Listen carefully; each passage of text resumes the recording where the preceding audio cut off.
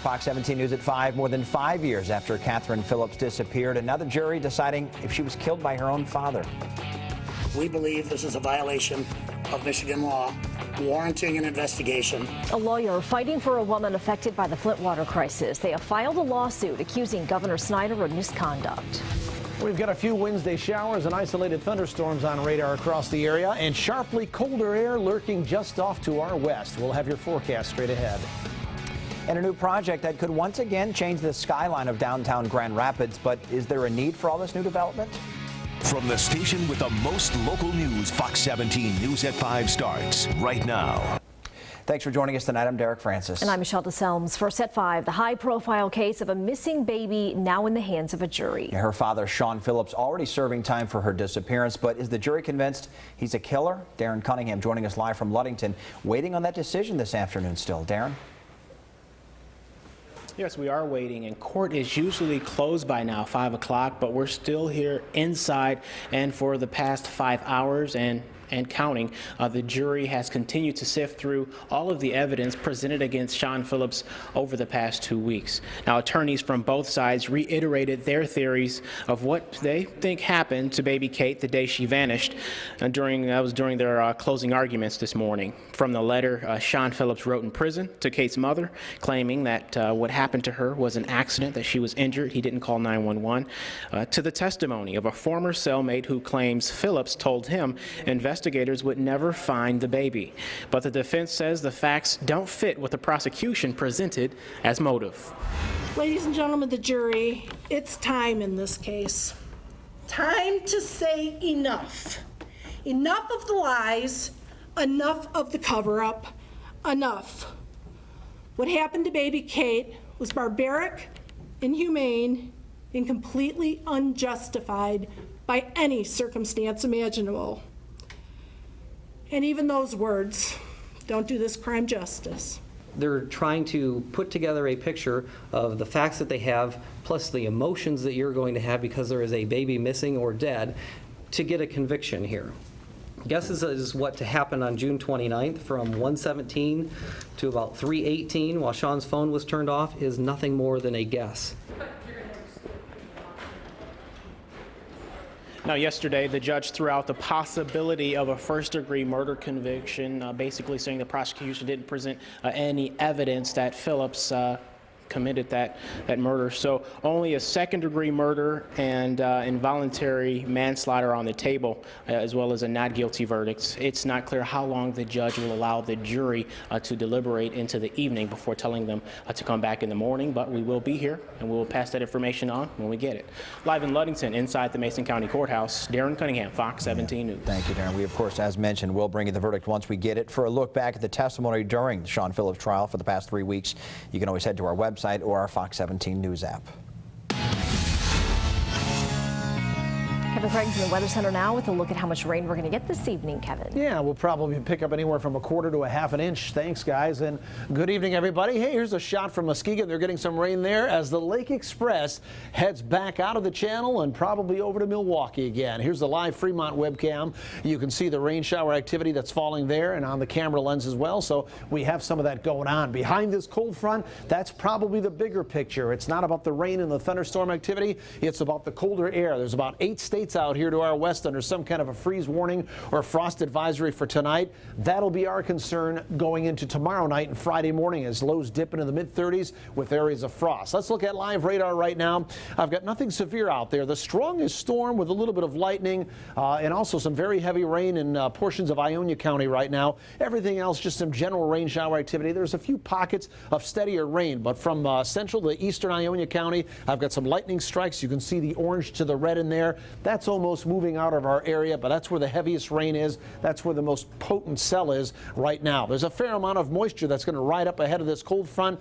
That cold front is just that. Behind it, boy, there's sharply colder air, but you can see the movement from the southwest to the northeast. Over the next few hours here, we'll be in and out of rain showers and maybe hear a rumble of thunder. Temperatures range from 63 in Fremont. You head down to Jackson, Ann Arbor, Adrian, Detroit. They are in the mid-70s. Some of those areas still have some sunshine off to the north and west. Boy, look at this. this. 47 in Madison, 49 in La Crosse, 47 in the Twin Cities. That air mass is coming our way, and we will be stuck for high temperatures in the 50s tomorrow. Here's your evening planner. A few showers over the next several hours. Still probably around 9 o'clock. They should begin to eventually taper off, and we'll see just a chance of a light shower, a few sprinkles along and west of US 131 as we head through the overnight hours. Otherwise, just cloudy skies with temperatures dipping into the mid-40s. We'll talk more about the weather tomorrow. We'll talk more about what's coming up for Friday and Saturday and our next rain chances, and even another warm-up as we get into the beginning of next week. All coming your way. Michelle, Derek, in just a few minutes. All right, we'll look for that. Thanks, Kev. Meanwhile, a woman who left her 2-year-old granddaughter in a hot car earlier this year has been sentenced to probation. 72-year-old Carol Fitzgerald left the girl in the car while she was shopping at a Walmart in Alpine Township in May. Someone in the parking lot noticed and called 911. Kent County Sheriff's deputy said the girl was sweating and unconscious. She was treated for heat exhaustion that day. Fitzgerald said the girl had just fallen asleep and she didn't want to wake her up. She was charged with a misdemeanor in this case. Fitzgerald will also have to participate in grandparenting classes and pay court fines. A barn in Allegan County destroyed by fire. It started about 1 today on 126th Avenue in Fenville. Fire chief tells us people were sleeping inside the barn. It didn't have smoke detectors. It wasn't up to code. The 2 people inside, though, made it out safely. The fire was under control in about 20 minutes, but again, that barn is a complete loss. A woman is hospitalized tonight with serious injuries following a crash near Grant this morning. It happened about 7:30 on 112th Street near Gordon Avenue. Investigators were on the scene until about 2 today. We're told 2 vehicles hit head-on. One woman was seriously hurt. The other driver has minor injuries. They're still trying to figure out what led up to that crash. One man in custody accused of stabbing someone last night in Holland. Someone called police when they say they heard someone screaming in the area of 16th Street and Central Avenue. Police followed a blood trail leading to one home where they found the 55-year-old man with stab wounds to his neck. He gave police a description and they arrested a suspect, but that suspect's name not yet being released tonight. And a 14-year-old from Schoolcraft arrested for posting this on Instagram will not be charged. We're told the teen posted it over the weekend and schools called police. The Kalamazoo County Prosecutor's Office, meanwhile, tells us the threat is actually a song lyric, and since it wasn't directed at a school or a person, there's no evidence the teen committed an actual crime. Somewhere you have to draw the line in the sand, and this is my place. A Flint resident impacted by the water crisis taking aim at Governor Snyder today. Carrie Weber announced that she has filed a complaint against the governor, one that could lead to an investigation, and she's hoping an indictment. Yeah, Fox 17's Doug Reardon was at that press conference today and joins us in the studio to tell us, Doug, whether they really have a case here. Well, they certainly think so, guys. It's been well documented, of course, that Governor Snyder did spend millions in taxpayer dollars on legal representation fees following Flint, but his office really never tried to hide that. Now, Flint resident Carrie Weber and her lawyer are saying that it's unfair that the ones who were so harshly affected by the water crisis are now the same ones paying to defend the man they believe is responsible. We believe this is a violation of Michigan law, warranting an investigation. That is Detroit-based attorney Mark Brewer, and what he wants is a deeper dive into Governor Rick Snyder's use of taxpayer money to fight his legal battles following the Flint water crisis. It's particularly outrageous that the taxpayers of Flint are being asked to foot his legal defense bill. They've added insult to injury. Especially, Brewer says to his client, Carrie Weber, a longtime resident of Flint who's had it just about as bad as anybody else there. Her 16-year-old daughter receiving a diagnosis of lead infection so bad they at first thought somebody may have poisoned her intentionally. Her eldest daughter contracting a case of Legionnaire's disease, and months later, her husband losing vision permanently in his right eye because of high lead levels. I've tried. We've tried everything we can do to help our family. Now, Weber and Brewer are turning to the courts, asking for a one-person grand jury investigation into Snyder's use of public funds to cover his criminal defense bills, a total Brewer estimates to be somewhere between $2 and $4 million. We think, based on the facts and the law, there's certainly enough here to open up an investigation. Snyder's office has responded, justifying the use of public funds as being well within his capacity as governor. Meantime, Brewer, a former chair of the Michigan Democratic Party, is insisting this is not an attempt to smear the image of Snyder and his Republican counterparts just weeks ahead of elections. They're not playing politics. Either way, Weber says she's simply seeking what's fair, saying Wednesday if she can't afford to pay her family's medical bills, why should she have to pay to defend the man she believes is responsible? Now we're paying for the very man at the center of this to defend himself. somewhere there has got to be justice. Well, it's not hard to see just how much the water crisis has cost in actual taxpayer dollars in the 2 fiscal years between 2013 and 14. The state budgeted $4 million combined to cover any legal services that state would incur here in Michigan following the Flint water crisis. Still between 2015 and 17, that figure more than quadrupled to become $17 million. So you can see how these numbers were affected by the Flint water crisis and all the legal action. Yeah, so what's next in all this? Yeah, well, important to note that this doesn't mean that there's going to be an indictment. All this means is that they're looking for one person to act as a grand jury would, to do a deeper dive into the facts and see if there is grounds there to bring in additional litigation, I guess, against Governor Snyder in this. So this doesn't mean there's any legal action that's going to be taken inside the courtroom, just that they're going to look into that possibility. But her family, boy, they've had it about as bad as anyone else out there. Yeah, and they're one of, of course, we all know, thousands of families. All right, Doug, thanks. Well, more changes for the Grand Rapids skyline, this time 2 14-story buildings. It'll be 2 towers with a mix of office, retail, and apartment space. Construction is ready to start next spring.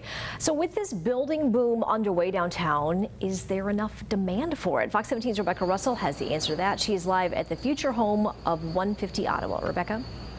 Right, well, Derek and Michelle, the short answer to that question is yes, there is absolutely a need for it. And like you said, we are standing at the future home of that 150 Ottawa site. But take a look at these drawings. These show the renderings of what that new $60 million project is going to look like. This will have commercial offices as well as retail space and more than 120 apartments. But there are a ton of similar projects happening downtown, so we wanted to find out how much is too much and if we really need it. So we sat down with Mark Belland, a professor of geography at Calvin College, who says much of the boom in Grand Rapids is thanks in large part to millennials taking jobs in Grand Rapids, and millennials want urban downtown style living. Well, I think developers are trying to figure out what the millennials want, and millennials seem to be really interested in urban living, walkability, urbanism, and there's a lot of buzz about that, and so they're trying to capture that. They may make mistakes. They may overbuild, and you end up with a glut of buildings, and that's happened in every building cycle in the past. Now, just this morning, the Downtown Development Authority approved a almost $4 million contribution to the 150 Ottawa project, showing that they have faith in the project. Now, again, there is a chance there will be some overbuilding, but they say it'll eventually even out as rents are lowered and those spaces are filled. For now, we are live in downtown Grand Rapids. Rebecca Russell, Fox 17 News. All right, Rebecca, thanks. Another new addition to the city of Grand Rapids as well, Atwater Brewery getting ready to open its doors. And we got a look inside just this morning. The Detroit-based brewery is in the renovated Row Hotel building that's at the corner of Michigan and Monroe Streets. The 6,000 square foot tap house features a beer garden, 40 beers on tap, plus Atwater's spirits, wine, and hard cider. It's going to be a great spot for all of the games. If you want to game watch, we have TVs throughout the location. We have private event space. We have a catering menu, offer up about 300 people. So it's a great spot for unique parties, events, or just coming and having a pint. And Atwater Brewery officially opens to the public tomorrow at 11 a.m. Well, this year's presidential election could be coming down to a battle of the sexes. Political reporter Josh Sidorowitz will begin to explain what polls are showing between men and women voters. And Hurricane Matthew's death toll continues to rise, along with floodwaters on the East Coast. The latest on the cleanup and rescue efforts and how the U.S. is now helping Haiti. And if you got some evening plans, you might want to keep an umbrella handy. Here's a live shot from Muskegon. Looking out, you can see the rain that's on the lens there. Your complete forecast, look at radar, and boy, colder temperatures by tomorrow, all coming up next. You're watching Fox 17 News.